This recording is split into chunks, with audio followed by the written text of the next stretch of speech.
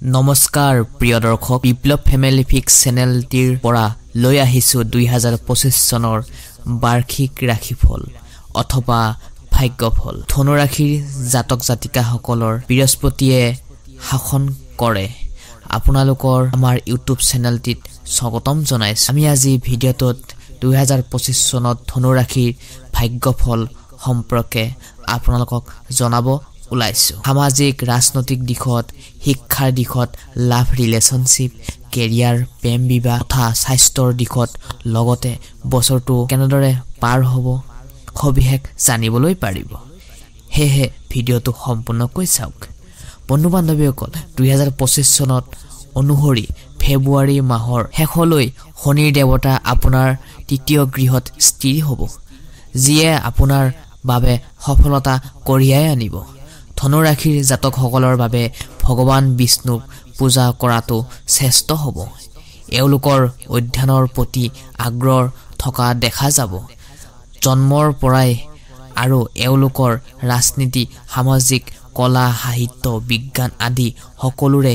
এওঁলোক মনোবল বঢ়াই তুলিব কামবোৰত বাহিৰৰ পৰা কঠিন যেন দেখিলেও এওঁলোকৰ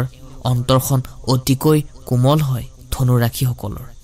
2025 চনত বছৰৰ ধনু ৰাশিৰ অনুসৰি চতুৰ্থ গৃহত স্থিৰ থাকিব শনি গৃহৰ মে'ৰ পৰা 2025ৰ পিছত সপ্তম গৃহত বৃহস্পতি আৰু উত্তৰ 18 মে'ৰ পৰা ৰাহুৰ তৃতীয় আৰু কেতুৰ নৱম গৃহ স্থিৰ হৈ আপোনাৰ শুভ আৰু অশুভ দুটাই ফালে প্ৰদান কৰিব গৈ আছে 2025 চনটো আৰ্থিকৰ ক্ষেত্ৰত কেনেদৰে পাৰ হ'ব ধনু ৰাশিসকলৰ জানো আহকচোন মাৰ্চ মাহত 2025 চনৰ শেষৰ শনি দেৱতাই আপোনাৰ চতুৰ্থ গৃহত প্ৰৱেশ কৰিব ইয়াৰ ফলস্বৰূপে আপোনাৰ ব্যয় বৃদ্ধি হোৱাৰ সম্ভাৱনা আছে কিছু ৰাহুৰ কেতুৰ আপোনাৰ আৰ্থিকৰ ক্ষেত্ৰত যথেষ্ট সহায় কৰিব কিন্তু মে মাহৰ পাছত 2025 চনৰ বৃহস্পতিয়ে মহাৰাজৰ আপোনাৰ সপ্তম গৃহত উপস্থিত হোৱাৰ বাবে আপোনাৰ ধন খটাৰ ভাল সময় এনে পৰিস্থিতিত সঞ্চয় কৰিবলৈ সক্ষম হ'ব আপুনি বন্ধু বান্ধৱীসকল ইয়াতে আপোনালোকক এটা ৰিকুৱেষ্ট জনাইছো আপোনালোক যদি আমাৰ চেনেলটিলৈ নতুনকৈ আহিছে তেনেহ'লে চেনেলটি ছাবস্ক্ৰাইব কৰি অলপমান মৰম দিব আপোনাৰ এটা লাইকে কমেণ্টে আমাক আগবাঢ়ি যাবৰ কাৰণে উৎসাহ আৰু প্ৰেৰণা দিয়ে তেনেহ'লে আহকচোন আমি জানি লওঁ 2025 চনত শিক্ষা প্ৰেম বৈবাহিক কেনেদৰে পাৰ হ'ব ধনু ৰাশিৰ জাতক জাতিকাসকলৰ শিক্ষাৰ্থীসকলৰ ক্ষেত্ৰত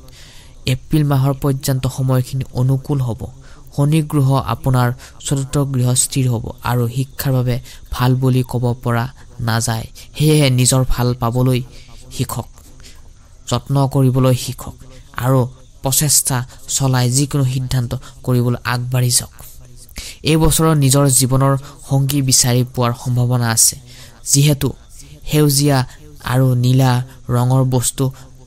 বিশেষভাৱে শুভ ফল দিব পাৰে সেয়েহে এইকেইটা আপোনাৰ শুভ ফল লগতে বিশেষকৈ বিজ্ঞান কলা আৰু ভাষাৰ লগত জড়িত জাতকসকলৰ বাবে এই বছৰটো অত্যন্ত শুভ হ'বলৈ গৈ আছে বন্ধু বান্ধৱীসকল এইবাৰ আহিছো আমি স্বাস্থ্যৰ ক্ষেত্ৰত কেনেদৰে পাৰ হ'ব 2025 চনটো স্বাস্থ্যৰ ক্ষেত্ৰত ধনু ৰাশিৰ জাতক জাতিকাসকলৰ স্বাস্থ্যৰ দিশত পৰা ধনু ৰাশিৰ জাতকৰ বাবে 2025 চনটোত কিছু সমানভাৱে চলি থাকিব সুখো থাকিব দুখো থাকিব তাৰ মাজত আপোনাৰ বৃহস্পতিৰ আশীৰ্বাদত কিন্তু আপুনি আগবাঢ়ি যাবৰ কাৰণে চেষ্টা কৰিবলৈ পাৰিব কিন্তু দেই আপোনাৰ স্বাস্থ্য আগতকৈ কিন্তু যথেষ্ট ভাল হ'ব তাৰ ক্ষেত্ৰত স্বাস্থ্য ভাল হোৱাৰ ক্ষেত্ৰত আপুনি কৰ্মৰ ক্ষেত্ৰত আগবাঢ়ি যাবলৈ সাহস পাব কিন্তু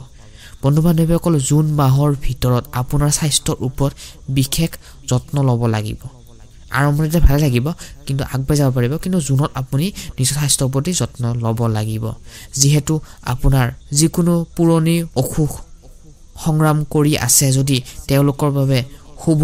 ফল লৈ আহিব বৃহস্পতিয়ে আশীৰ্বাদত স্মৃতিবোৰ আপোনাৰ যিকোনো ক্ষেত্ৰত মনোযোগ হৈ আপুনি স্বাস্থ্যৰ দিশত মানসিকভাৱে শান্তি হৈ আগবাঢ়ি যাবলৈ পাৰিব বন্ধু বান্ধৱীসকল